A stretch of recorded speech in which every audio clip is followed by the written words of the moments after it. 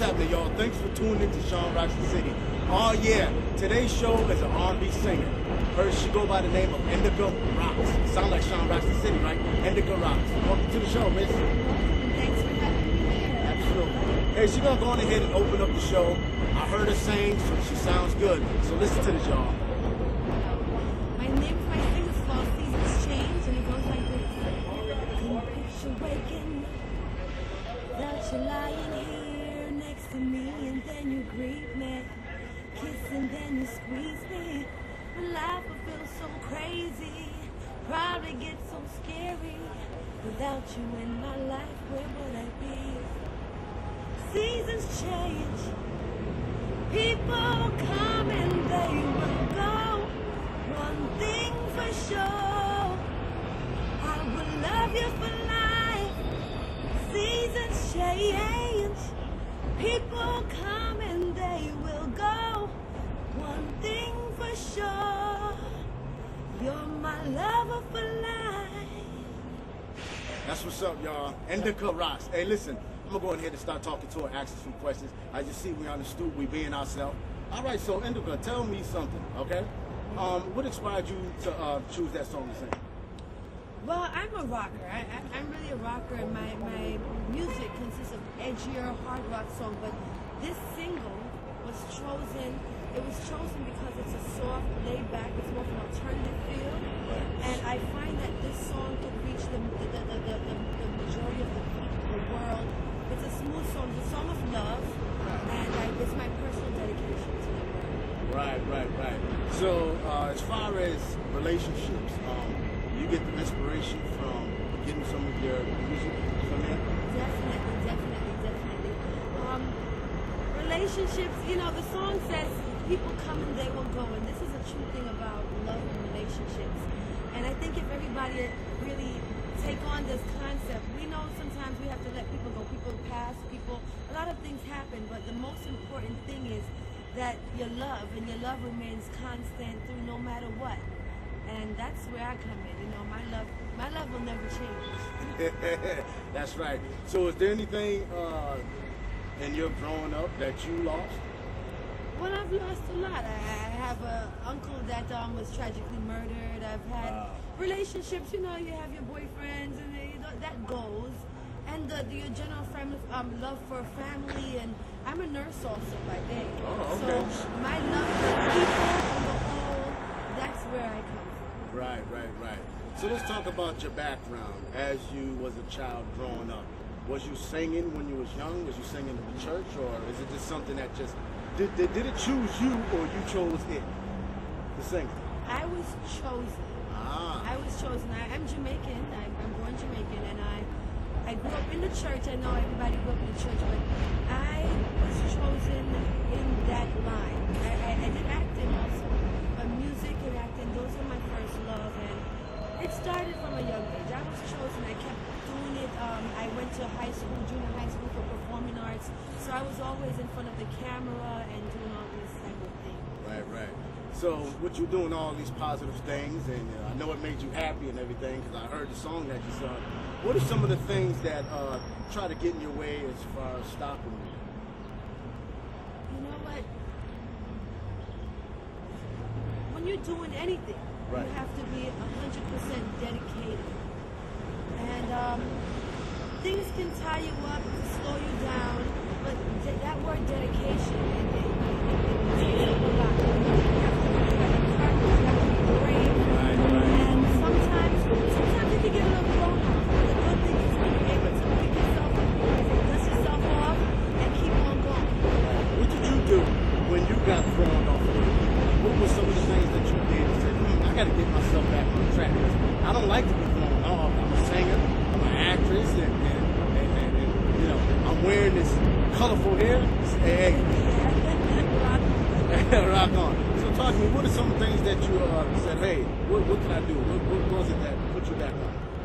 I'm highly spiritual. I'm highly blessed with the love of God. Right. And that in itself, it allows me to go through many obstacles. Even though we're around a lot, we're living in a time where so much is going on, God seems to be my back, where I can relax and lean.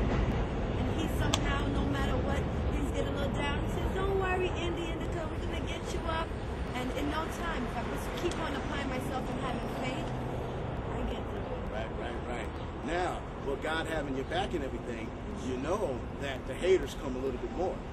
So who was trying to hate in your life? Was it family members or was it just people out there? I know a lot of people hate, but tell me in your words, who tried to hate in your life? You know what? I'm blessed with great family. You may have friends around you, and once again, when you have God in your life, you have to excuse them, because I find that because they aren't able to really take on anything challenging and dedicate themselves, they don't know how to adjust to that. So it comes off as hate. So I tend to forgive. I forgive these people because I just keep myself focused on what I have to do. Yeah, but you do have your friends out there that say, oh, you're not going to do this, or you can't do that. Right. You know, but I don't make stuff like that. Right. Now, so you be in a relationship and you're busy and you're making sure you're going after your dream. You're like, oh, I got to get my dream. But after a while, what happens to you? And what are you supposed to do when the spouse starts to scratch their head and say, I think she cheating on me. Why does she got to be like this with this person? Well, how do you explain that to a spouse? A spouse that don't have nothing. It's not saying that the spouse don't support you, but you know when someone really ain't into your dream like you want them to be. You get what I'm saying? Yeah. It's like, acting and singing. It's kind of like you in your own galaxy. Like I was talking to a young man earlier. And it's like once you get there, you have to deal with people that's in the inner circle so they can be able to understand you. But like I was saying, what do you do? What do you try to say to your spouse when they start to get that little hate bug? Well, I'm a career woman, and anybody that's a career, I'm a serious alpha woman, and I do have relationships where it became an obstacle. Right. I tend to, when I was a little younger, I would tend to override them and let them people go. Now I try to go at it with a different approach, meaning I'm a little more grown, and if this person's into my life, I should be able to support them and help them work when they support me in turn. And it can be a struggle, but if you have the right person in your life that's really for you, they'll be there for you. Everybody has days. Everybody has days and nights and afternoons. But you can't stop. That's right. You can't stop. No way, you can't stop. Now, the people that you got you saying you let them go, how challenging was it for you to actually let them go? Now, you got feelings for them and you're in love with them. How was it challenging that it's like kind of like you have to pick my career because I have to let him go? How challenging was that for you? It's very challenging because it's hurtful. It's hurtful to know, especially when you're a person that loves and you try to love everybody. It's hurtful, and once you pass the stage of accepting that, listen, you have to now pick yourself up and move on. It's hard, but you keep going. You keep fighting, you keep going, you keep rising to the top. How long did it take you to get all the way back on course and you can actually breathe, like exhale, like you let the person go on, they're broken up, you go on, now you have to go through a phase. How long did it take that phase for you to get back to who you was and strong and capable and pushing that career? I say 3 to 4 months. 3 to 4 months? I say You good. It's not short, but 3 to 4 months. 3 to 4 months, you good. With God's help. Okay, yeah. You gotta have God's help on that. I know people that takes years, because what happens is certain things pop up. Now, let me ask you something. In between of that phase, did you talk to someone? Did you date somebody else? Or did it was just all 3 months you just dealing with that situation of the breakup? I just stay to myself. You have friends that keep you company, but once again, if you're a career person, you don't really have the time for that stuff. You just have to, as a matter of fact, having these obstacles can make you a better writer.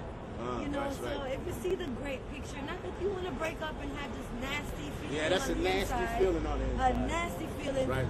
But you have to be true to yourself and take it from there. And especially when you're chosen to do something, Right. you have to fulfill that task. Absolutely. Now, you said you are Jamaican, right? Now, what made you leave Jamaica and come to New York?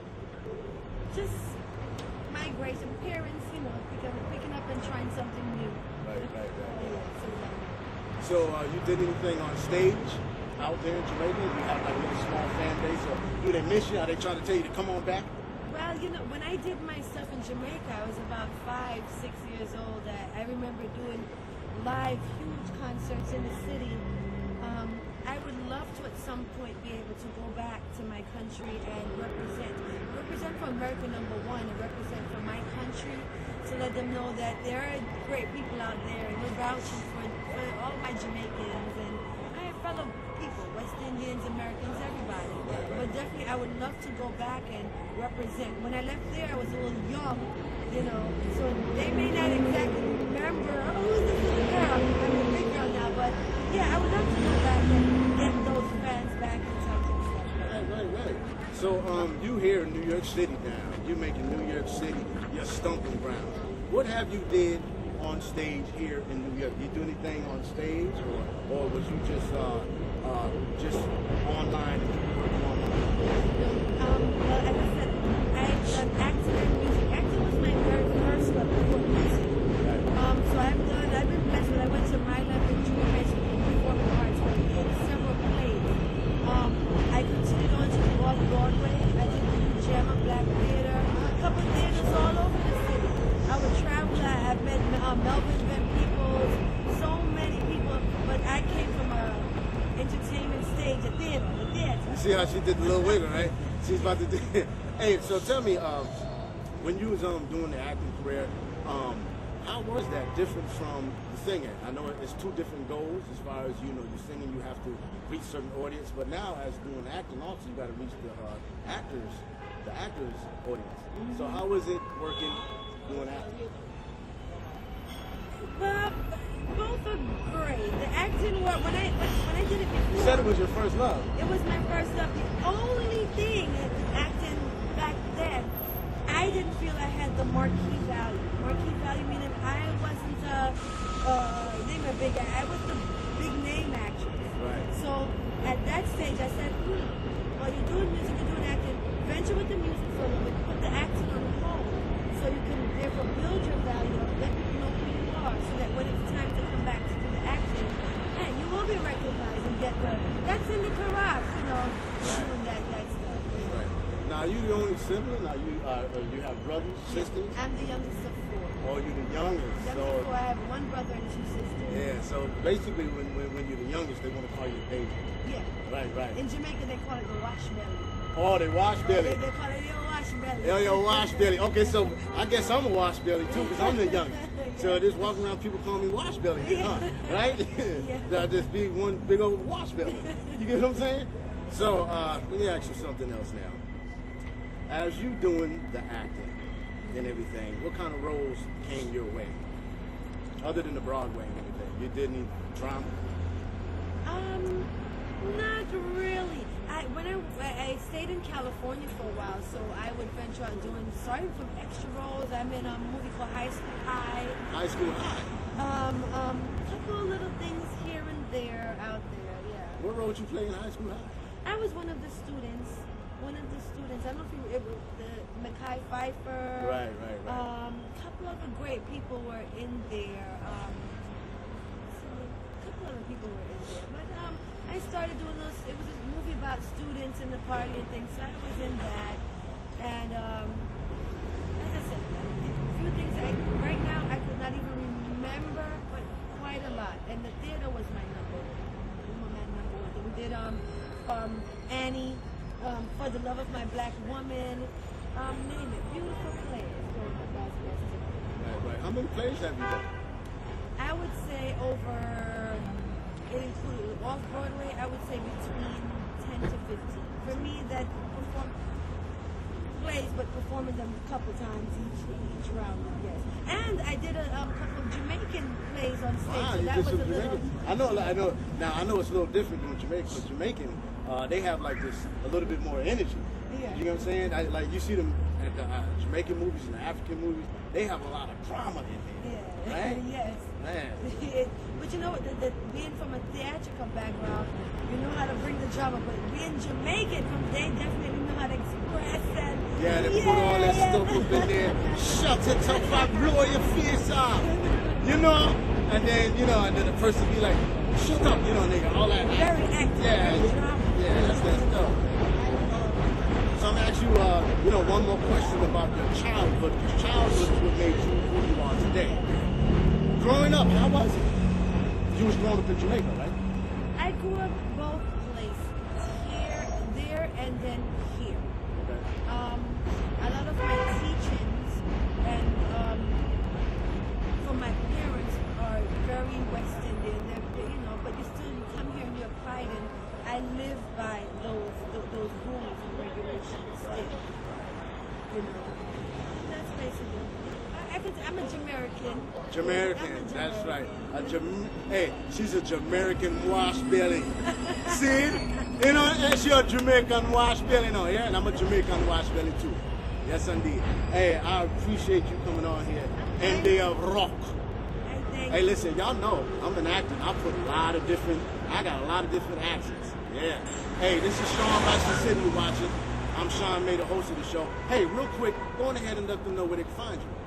Well, I'm Indaka Rocks. My single is called Seasons Change. You can check out the video on YouTube. You just type in Indaka Rocks, Seasons Change. You can also check me out at my label, nightlifeentertainment.com. That's night-life.ent.com. Or you can email us, iandrocks@yahoo.com. I hear that. Hey, that's it for now. I'm Shaun May, the host of the show, and you're going to see some of this stuff on YouTube. Type in Shaun May, ShaunMay. No spaces. When you stroll down to where you see Shaun Rocks the City. And for the people that ain't had no pain, I'm sorry. We got to go. Hey, I appreciate you being on the show, all right? Shaun Rocks the City in the house, y'all. All right. Wash bellies. Peace.